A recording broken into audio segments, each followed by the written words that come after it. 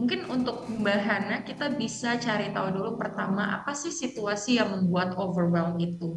Root causes-nya dari mana? Mhm, Apakah itu koleganya yang membuat kita overwhelm? mhm, Kedua, apakah itu load kerjaannya yang mhm, overwhelm ya? mhm, Atau apakah secara apa namanya struktural pekerjaan ini seharusnya bukan di take care oleh kita gitu karena oke, mungkin tadi kita fresh graduate baru misalnya 3 atau 4 bulan di tempat kerja itu. mhm, Nah, untuk mempertahankan kepercayaan dirinya satu adalah yakinkan diri sendiri bahwa kita mendapatkan project itu berarti direct supervisor kita melihat kita punya potensi. oke, Kembali lagi ke SWOT analisis tadi, mhm. adalah kita punya strength atau kita punya opportunities juga yang jauh lebih besar dari weaknesses-nya kita.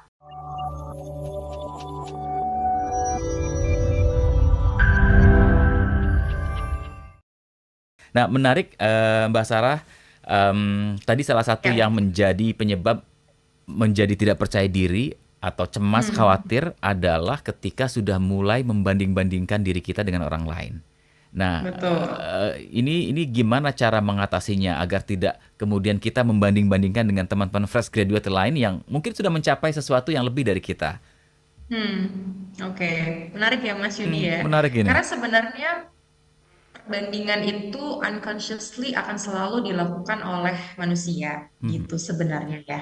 Nah, kalau mungkin teman-teman fresh graduate atau ya teman-teman mahasiswa gitu familiar dengan term namanya impostor syndrome, kita Mhm. merasa kecil ya, kita merasa rendah diri, Mhm. padahal sebenarnya kita punya value yang bisa kita jual atau yang bisa kita tawarkan ke perusahaan atau mungkin ke orang lain yang bisa berpotensial jadi rekan kerja kita atau jadi network kita Mhm. gitu.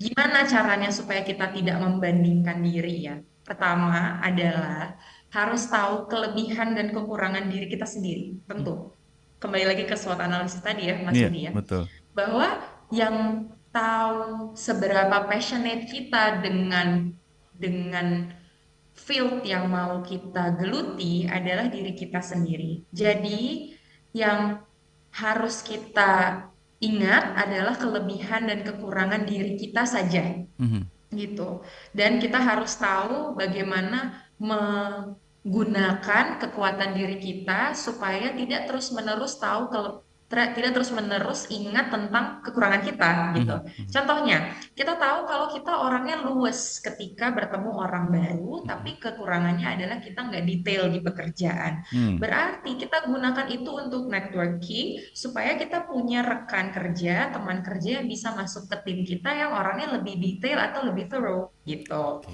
Nah, itu pertama. Yang kedua adalah bandingkan diri kita dengan mentor kita. Mmm. Kenapa? Karena itu lebih apple to apple secara feel Mhm. gitu. Supaya kita tahu goal kita kan kita ingin jadi expert di bidang kita ya gitu. Betul. Let's say misalnya ya saya sebagai psikolog klinis tidak mungkin saya membandingkan diri saya dengan recruitment consultant gitu. Mhm. Karena Mhm. itu adalah dua hal yang berbeda, dua bidang yang berbeda, indikator keberhasilannya juga pasti berbeda gitu. Seharusnya kita membandingkan diri dengan orang yang sudah 10-20 tahun berkarir di bidang kita. Mhm. Dan kita cari tahu apa sih quality-nya mereka, apa sih value yang mereka punya, Mmm. apa hal-hal atau habits yang mereka lakukan untuk meningkatkan kepercayaan diri mereka di field mereka saat ini Mhm. gitu. Supaya apa? Supaya kita membandingkannya jadi jauh lebih sehat gitu. Betul. Jadi jauh lebih termotivasi dan tadi lebih percaya diri bekerja di bidangnya kita Mhm. gitu Mas Yudi. Jadi dua hal itu yang mungkin teman-teman fresh graduate selalu mikirnya, oh teman saya yang ini udah masuk jadi MT di perusahaan X, teman Mhm. saya yang ini udah punya kafe gitu Mhm. misalnya, saya udah apa ya gitu. Nah itu Mhm. kita harus cari tahu apa sih yang kita bukan apa yang kita senangi, tapi apa yang bisa kita lakukan day to day basis dan kita dapat energi dari situ gitu. Karena kalau mendapatkan yang kita senangi kan itu pasti berubah-ubah ya Mas Yudi ya Betul, gitu. betul. Iya, iya, menarik. Percayalah, semua orang tuh unik, punya kekurangan dan kelebihannya masing-masing ya, Mbak Sarah ya. Yes. Mm-mm. Pertanyaan lagi nih Mbak, boleh saya teruskan ya di Boleh, boleh. YouTube ada Mbak Hana, Bella, Mas Yudi dan Mbak Sarah, bagaimana ya Ya. caranya untuk mempertahankan kepercayaan diri saat berada di situasi pekerjaan yang membuat overwhelm? Menarik sekali. Nah, Hmm, mungkin untuk Mbak Hana kita bisa cari tahu dulu pertama apa sih situasi yang membuat overwhelm itu. Root causes-nya dari mana? mhm, Apakah itu koleganya yang membuat kita overwhelm? mhm, Kedua, apakah itu load kerjaannya yang mhm, overwhelm ya? mhm, Atau apakah secara apa namanya struktural pekerjaan ini seharusnya bukan di take care oleh kita gitu karena oke, mungkin tadi kita fresh graduate baru misalnya 3 atau 4 bulan di tempat kerja itu. mhm, Nah, untuk mempertahankan kepercayaan dirinya satu adalah yakinkan diri sendiri bahwa kita mendapatkan project itu berarti direct supervisor kita melihat kita punya potensi. oke, Kembali lagi ke SWOT analisis tadi mhm, adalah kita punya strength atau kita punya opportunities juga yang jauh lebih besar dari weaknesses-nya kita mhm, gitu. Nah, yang kedua adalah kalau kembali ke kebutuhan dasar psikologis kita gitu ya, mhm, apakah sebenarnya pekerjaan ini membuat kita jadi merasa lebih fulfill gitu. mmm, Karena eh, untuk mempertahankan kepercayaan diri ini adalah kita harus trace back apa aja sih pekerjaan-pekerjaan yang sudah berhasil kita tackle gitu ya, supaya kita lebih percaya diri untuk menyelesaikan project baru yang diberikan di kerjaan kita saat ini gitu, Mas Yudi. oke. Wow, menarik. Jadi kita Mm-mm. positive thinking aja, mereka percaya ke kita ya, atau ada potensi dari diri Ya, kita ya? Oke. ya. Nah, lalu mungkin yang terakhir ya Mas Yudi ya, Heeh, kita harus tahu kapan kita delegate sebuah pekerjaan dan oke, kapan kita menolak sebuah pekerjaan supaya kita makin percaya diri mhm, gitu. Jadi bukan hanya berpikir positif bahwa oke orang lain percaya dengan saya, tapi kita juga harus maintain keyakinan diri kita dengan apakah ada resource atau orang-orang lain yang bisa saya percayakan untuk mengerjakan pekerjaan ini bersama-sama karena kita mau mengurangi overwhelmingnya tadi ya mhm, gitu supaya kita jadi makin percaya diri oh aku punya tim member yang kita bisa kerja bareng untuk mhm, menyelesaikan mission ini mhm. gitu Mas Yudi. Mantap. Baik. Mm-mm. Mbak Sarah, terima kasih tadi Yes. dari Clement dari DM juga ada Mm. Nona. Hai Nona. Nona nih bilang gini, senang sekali dengan pembahasan malam ini bersama Mas Yudi dan Mbak Sarah. Thank you Nona. Kemudian Ya. pertanyaannya ingin bertanya nih Mbak, bagaimana ya cara yang tepat untuk menghadapi perasaan quote and quote belum punya cukup pengalaman dan pengetahuan di lapangan kerja sebagai seorang fresh grad?